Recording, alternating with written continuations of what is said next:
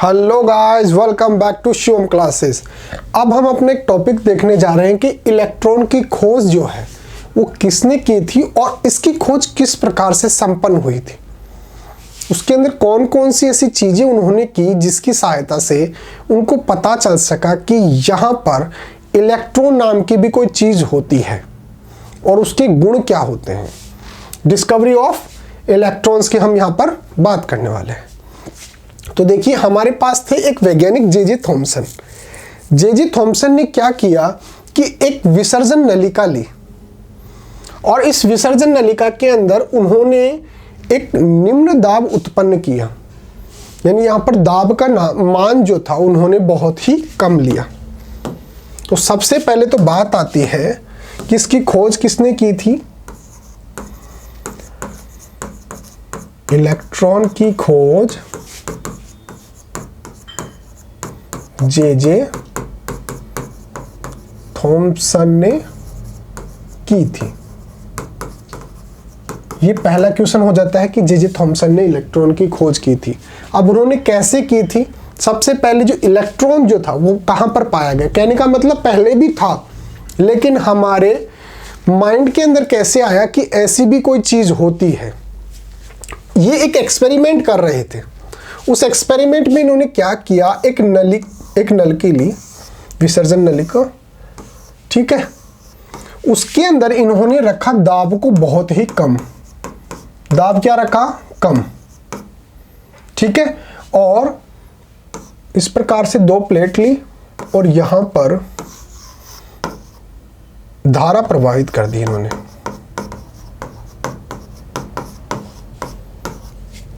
ठीक है, देखिए 1879 ईस्वी में ये एक्सपेरिमेंट कर रहे थे, एक प्रयोग कर रहे थे। एक प्रयोग, विसर्जन नलिका ली और निम्न दाब लिया इन्होंने और हाई वोल्टेज की विद्युत धारा इसके अंदर प्रवाहित कर दी, जिसमें कैथोड पर सूक्ष्म किरणों की धाराएं निकलती हुई दिखी। यहां पे मान लो कैथोड है और यहां पे मान लो एनोड है, ठीक है। और इन्होंने उच्च वोल्टेज की जो धारा होती है वो यहां पर प्रवाहित कर दी। अब जब इन्होंने उच्च वोल्टेज की धारा प्रवाहित की तो ये देखते हैं कि जो कैथोड है वहां से कोई चीज निकलती है, जिसकी वजह से ये जो चीज है ये प्रज्वलित हो जाती है, यानी कि जलने लगती है। ये इस प्रकार से इस तरफ जा रहे थे, ये जो कण थे ना वो इस तरफ जा रहे थे, इसकी वजह से ये प्रज्वलित हो गई, प्रज्वलित हो गई। यानी कहने का मतलब इन्होंने सीधे शब्दों के अंदर क्या बना दिया, इन्होंने बना दिया ट्यूबलाइट। ट्यूबलाइट मैं क्यों बोल रहा हूं इसको, इन्होंने क्या किया, इस प्रकार से एक नलिका ली, उसके अंदर ये कैथोड हो गया, ये एनोड हो गया, ठीक है। अब यहां पर इन्होंने जैसे ही उच्च वोल्टेज की धारा प्रवाहित की तो यहां से यहां पर प्रज्वलित होने वाली किरणें निकलकर इस तरफ जा रही हैं। कहने प्रज्वलित का मतलब जलना, जैसे ट्यूबलाइट जलती है, बल्ब जलते हैं, उस प्रकार से किरणें जो है इस प्रकार से निकलकर जाने लगी। अब इन्होंने जब स्टडी की कि ये जो किरणें होती हैं इनको उन्होंने बोल दिया कैथोड किरणें। क्यों? क्योंकि ये किससे निकल रही हैं, कैथोड किरणें। ये क्यों? क्योंकि किससे निकल रही हैं, कैथोड से निकल रही हैं, इसलिए इन्होंने क्या किया, इनको नाम दे दिया कैथोड किरणें। जब इन्होंने और ज्यादा इसका अध्ययन किया कैथोड किरणों का, तो इन्होंने पाया कि जो कैथोड किरणें जो है वो ऋणात्मक आवेशित होती हैं, ऋणात्मक आवेशित होती हैं। और कौन से कणों से मिलकर बनी होती है, ये इलेक्ट्रॉन से मिलकर बनी होती है। इलेक्ट्रॉन पे कौन सा आवेश, ऋणात्मक आवेश। तो इन्होंने पहली बार बोला कि इलेक्ट्रॉन कण जो होते हैं उनसे मिलकर ये कैथोड किरणें बनी होती हैं।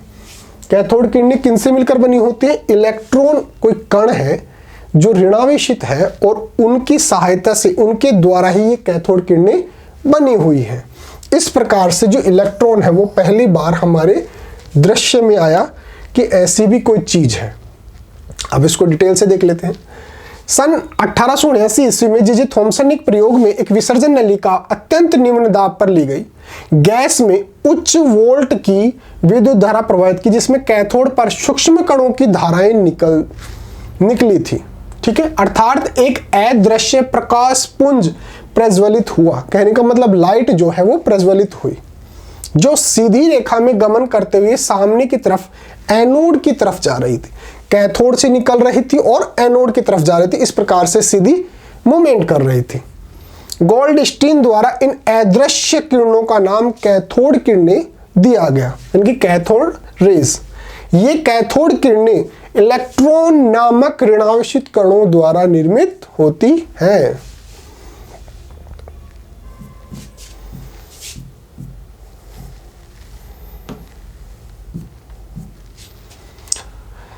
ये जो कैथोड किरणें होती हैं वो इलेक्ट्रॉन नामक कणों से मिलकर बनी होती हैं। दूसरे शब्दों में कहा जा सकता है कि कैथोड किरणें उच्च ऊर्जा वाले इलेक्ट्रॉनों का पुंज है।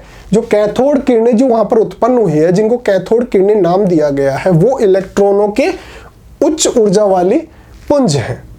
जे थॉमसन से पहले सर विलियम क्रुक्स ने कम दाब पर विसर्जन नली में भरी किसी गैस में दो इलेक्ट्रोड कैथोड और एनोड के मध्य उच्च वोल्टा का विद्युत विसर्जन किया, तो कैथोड से एक अदृश्य किरण पुंज निकली जो कैथोड से एनोड की तरफ चलती है तथा कैथोड के सामने वाली कांच की नली की दीवार में हरे रंग की प्रज्वलित होती है। इससे पहले इन्होंने, जो सर विलियम क्रुक्स जो है, उन्होंने भी एक्सपेरिमेंट किया था कि एनोड और कैथोड लिया और उसके अंदर जब विद्युत धारा प्रवाहित की और सामने एक पर्दा ले लिया और उस पर एक अदृश्य किरणपुंज निकला और उस पर्दे पर हमें क्या प्राप्त हुई?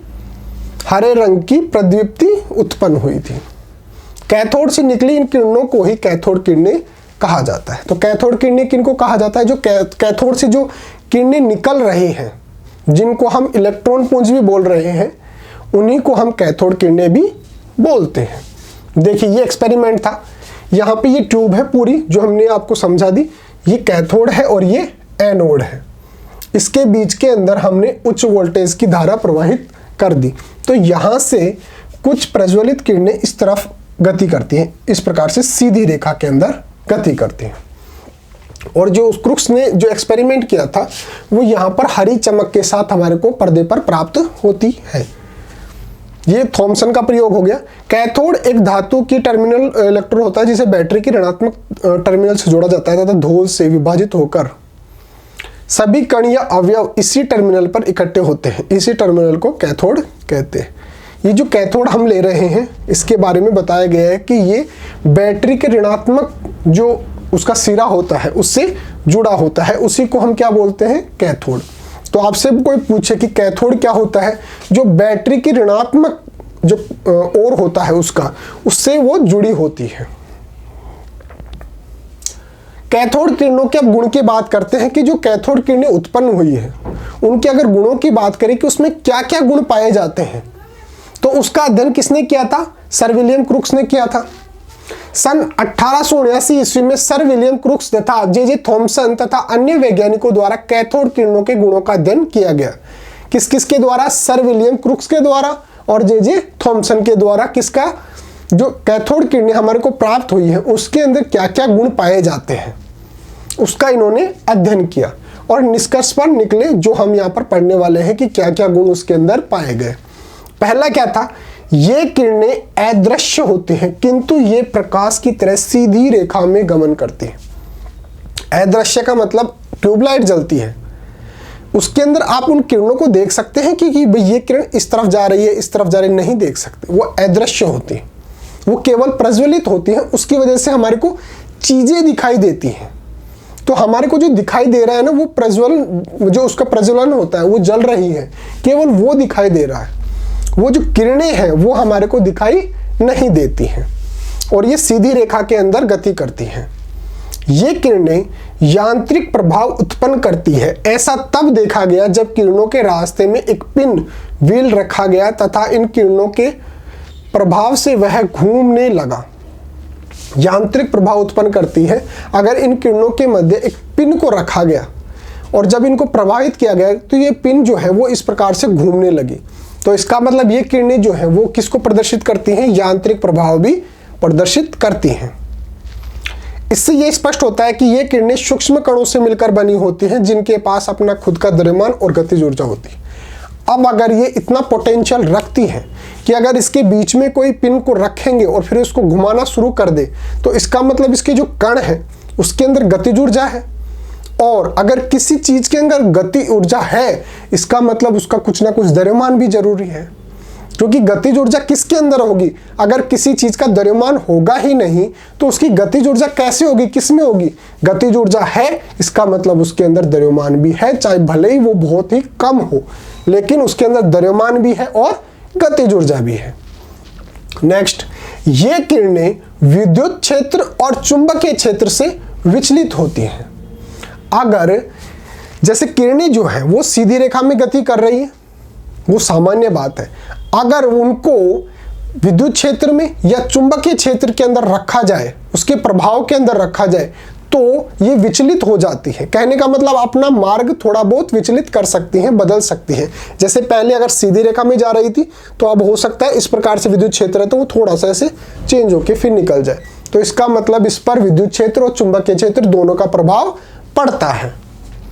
ये किरणें धातु की पतली चादर या पन्नी में ताप दीप्ति उत्पन्न करती है, अर्थात ये पन्नी को गर्म कर देती है, क्योंकि इनकी गतिज ऊर्जा धातु की पन्नी से टकराकर ऊष्मा में बदल जाती है। अभी हमने बात की ना कि इनके अंदर क्या पाई जाती है? गतिज ऊर्जा पाई जाती है।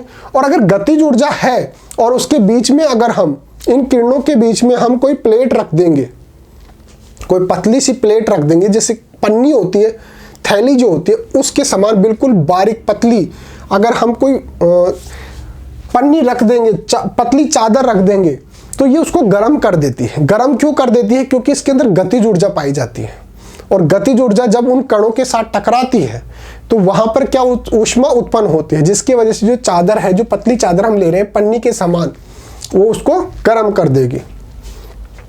देखिए, गतिज ऊर्जा धातु की पन्नी से टकराकर ऊष्मा में बदल जाती है, जिसकी वजह से वो क्या हो जाती है? गर्म हो जाती है। ये किरणें टंगस्टन धातु या उच्च गलनांक की किसी अन्य धातु से टकराती हैं तो एक्स किरणें उत्पन्न करती है। ये जो किरणें हैं, जो कैथोड किरणें हैं, वो अगर उच्च गलनांक किसी अन्य धातु से टकराती हैं तो उससे क्या उत्पन्न होगा? उससे उत्पन्न होगा एक्स किरणें, जो एक्सरेज होती हैं, जिसका उपयोग किसमें किया जाता है? जो हम ह्यूमन बॉडी के जो एक्सरे करते हैं उसके अंदर कौन सी किरणें काम आती हैं? एक्स किरणें। तो अगर उसको किसी उच्च गलनांक की किसी धातु से टकराएं तो वो एक्सरेज में बदल जाती हैं, एक्स किरणों के अंदर बदल जाती हैं। ये किरणें विद्युत चुंबकीय क्षेत्र में धनावेशित प्लेट की ओर मुड़ जाती हैं। इससे यह निष्कर्ष निकालता है कि कैथोड किरणें ऋणावेशित कणों से मिलकर बनी होती हैं।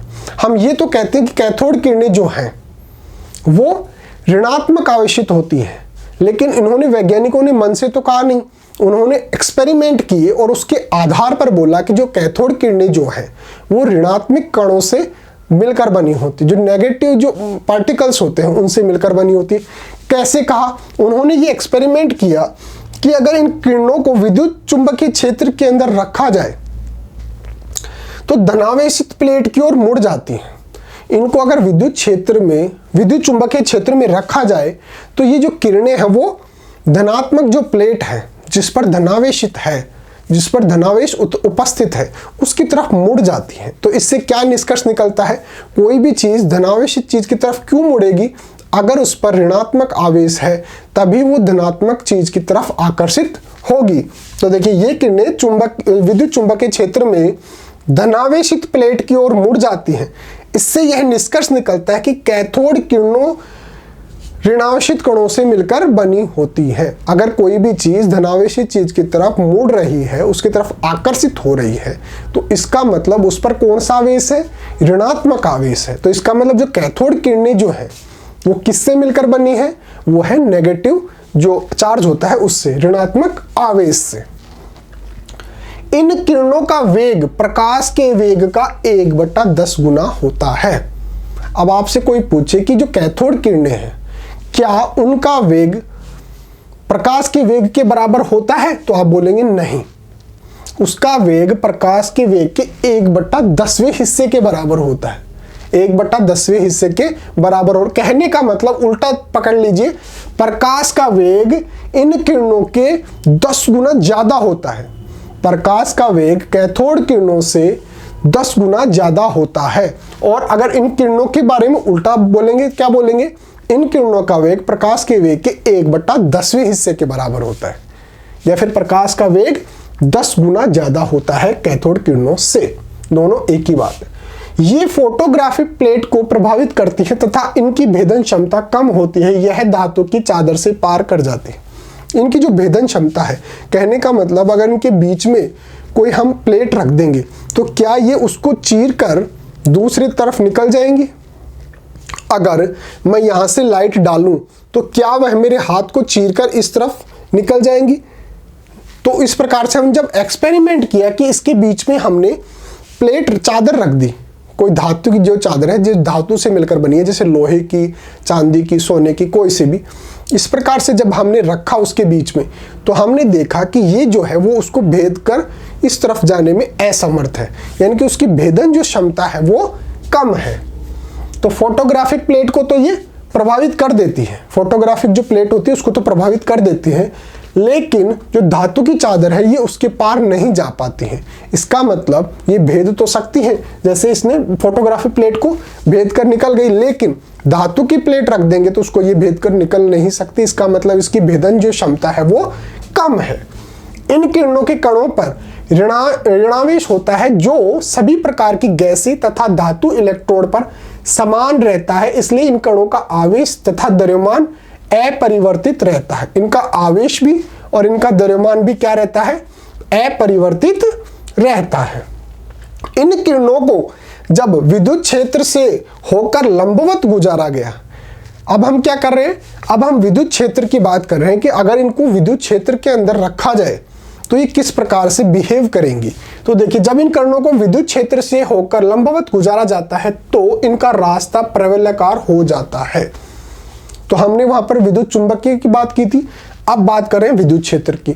दोनों से प्रभावित होता है, इसके अंदर अपना मार्ग चेंज कर लेता है और उसके अंदर क्या करता है, वो धनावेश जो प्लेट है उसकी तरफ आकर्षित हो जाता है। क्या देखिए, कैथोड किरणें हैं, अब ये किसके अंदर रखी है? ये टू ये रखिए विद्युत क्षेत्र के अंदर। जब विद्युत क्षेत्र के अंदर रखी जाएगी तो ये जो इसका जो मार्ग है ऐसे होना चाहिए, बिल्कुल सीधा इस प्रकार से, लेकिन ये इस प्रकार से प्रवलयाकार में परिवर्तित हो जाती है। किसके प्रभाव के कारण? विद्युत क्षेत्र के प्रभाव के कारण। जो विद्युत क्षेत्र होता है उसके कारण ये अपना मार्ग चेंज कर लेती है। तो इस टॉपिक में इतना ही था। हम इलेक्ट्रॉन के खोज से शुरू हुए थे कि इलेक्ट्रॉन की खोज किस प्रकार से हुई, फिर हमें पता चला कि कैथोड किरणों के बारे में जब अध्ययन कर रहे थे उस समय हमारे को पता चला कि इलेक्ट्रॉन नाम का भी कोई कण पाया जाता है जो ऋणावेशित होता है, और इसके बारे में जे थॉमसन ने हमारे को बताया। इस टॉपिक में इतना ही रहेगा। फिर भी आपके मन में कोई डाउट रह जाता है तो आप कमेंट करके पूछ सकते हैं। Okay guys, thank you so much. और प्ले स्टोर से शिवम क्लासेज ऐप डाउनलोड कर लीजिए।